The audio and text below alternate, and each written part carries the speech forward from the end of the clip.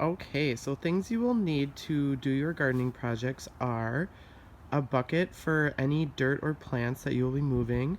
Obviously, you'll need your shovels. We have a small spade and we also have a large shovel.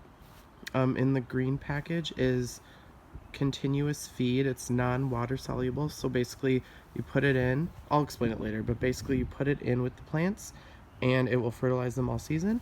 And then just make sure you have some good soil. We love Splendor Grow because it's cheap and it works.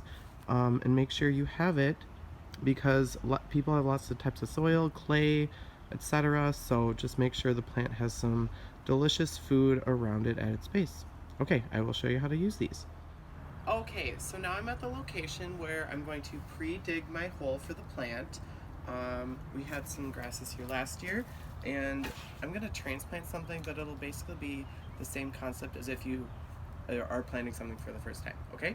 So there's a little mulch in the way. Just move it to the side, you know, keep it together because you're going to use it in a second. I'm going to dig a big hole, so I'm going to use my big shovel. Oh, that's Roxy the neighbor. Okay, so you're going to want to dig your hole 3 times larger than the size of the plant you're going to put in the hole, okay? Make sure your bucket is handy, otherwise I'll get dirt all over my mulch. And then just clear a hole.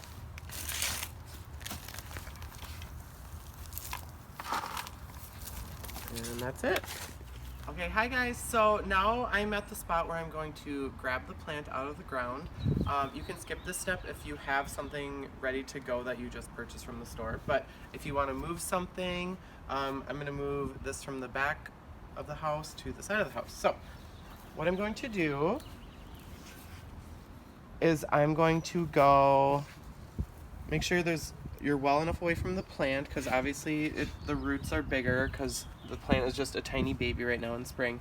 Make sure you put the shovel in and go vertically or straight up and down. Do not go diagonally or you might slice the roots. So just get it in there.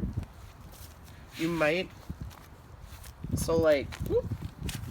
I'm next to a plant that I don't want to move, so I'm gonna actually go in between and make sure I don't step on the leaves of the thing next to it. Okay? And then just see if it'll come up like that. If it doesn't come up easy, you might need to keep going around the circle, but this seems easy and willing to pop up. I'm just gonna grab it. See, it came off nicely. Oh, a tag, fun. And then you just kind of loosely crumble the excess dirt away until the roots are there. Don't disturb the roots, okay? So now I have my plant and I'm gonna pop it in the hole and I'll tell you what to do next. Okay, so now I'm to the hole I'm gonna put the plant in. Now, if you remember, we dug a huge hole and this is a tiny plant. So what we need to do, like let's say this is all clay, nasty, natural dirt. So we're cleaning out a huge area so as it grows, it'll grow into nice dirt. So that's why you're gonna wanna do what's called backfilling. So you're gonna take your good soil, the fresh stuff. Usually it's active for like 6 months, 6 to 9 months. So you wanna do this as much as you can. Let's see, so I put some in and then I'm gonna set the plant in and make sure it's level to the ground. You don't want it sticking out too much because, especially in the winter, if they're not deep enough, they can definitely die. So make sure it's deep enough, but not too deep. That looks about good. So now I'm gonna take my continuous release fertilizer. This says it's for roses, but we use it for everything because it just helps with root promotion. So shake a little in. Oop, mix it in. And then you're gonna set your plant in, okay? Hopefully it'll balance. But if not, you're gonna need to hold it to the level you want and then you just start putting soil around it, okay? Fill it at least halfway with the good soil. Okay? Now, at this point, you can go back in with the original soil if it's good enough. Otherwise, try to fill it the whole way with the stuff from the store.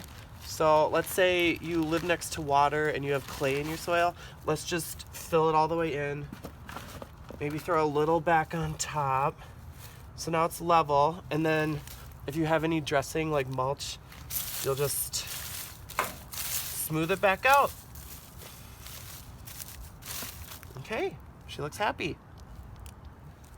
Okay, so the last step, and do not skip this step unless it's gonna rain like within 24 hours of you doing this, is to water the plant in. There can be air bubbles down at the base, and you just wanna basically give it a nice drink of water. Once again, to reinforce the soil, make sure the fertilizer from the soil you purchased releases, and plants just need water so they can do their photosynthesis. Water and sun. Okay, and then water more than normal for the first time. And you might need to do this for like a week or two, depending on the hardiness of the plant. But other than that, you should be good to go, and you can just sit back and watch it grow.